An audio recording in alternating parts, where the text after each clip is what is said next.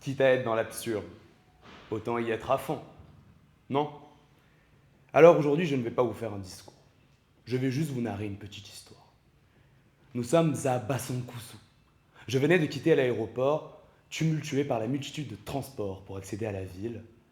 Mais m'y voilà. Le soleil éblouissait ma vue, l'odeur appétissante des marchés locaux, la musique excellente qui profile dans les rues, mais qui s'arrête, tout comme moi, devant ce lycée.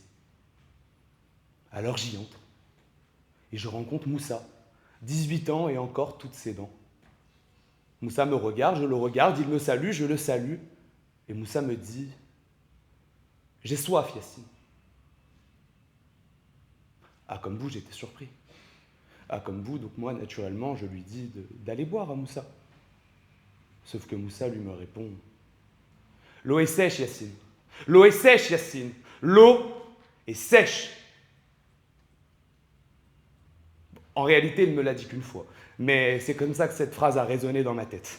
Car pour nous, l'eau est sèche. C'est au pire un oxymore, au mieux un sujet d'éloquence qu'on peut se dévorer un mercredi après-midi à l'université Paris-Cité.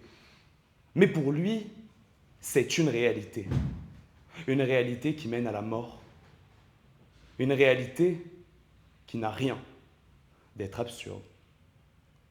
Car en réalité, la République démocratique du Congo, pays qui accueille la ville de Bassankousou, possède pourtant 52% des réserves d'eau douce d'Afrique, avec son fleuve portant le nom éponyme du pays.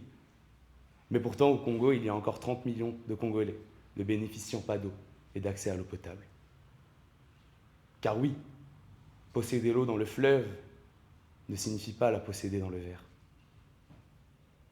Pardonnez-moi la formulation, hein.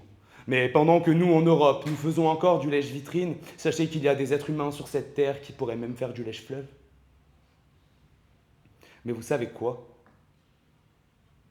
Ce que je viens de vous dire là, ce n'est pas le plus absurde. Ce n'est pas le plus cruel. Le plus absurde, le plus cruel, c'est que même lorsque l'eau est dans le verre de Moussa, elle la sèche. Car quand Moussa boit l'eau turbide des rivières de Bassankousou, l'eau empestée de bactéries, l'eau qui n'est même pas transparente et toute jaune, qu'est-ce qui arrive à Moussa? Eh bien, cette eau lui provoque des diarrhées sévères. Désolez-moi du terme. Finalement, cette eau vide le corps de Moussa de ses propres liquides et la sèche à nouveau. Au lieu d'hydrater, elle accélère la déshydratation de Moussa. Dans ce contexte, l'eau agit exactement comme une substance sèche. Elle retire l'humidité vitale des cellules au lieu de la renouveler. Alors oui, nous, occidentaux, croyons que l'eau guérit la soif. Nous ne savions pas qu'ailleurs, l'eau est une traîtresse à Bassankousou. Quand tu plonges ta coupe dans la rivière, tu ne bois seulement qu'une promesse de sécheresse, en fait. Alors, désormais, plus personne ici, dans cette assemblée, ne pourra venir me dire que l'eau est sèche est une absurdité, mais seulement une idée embourgeoisée.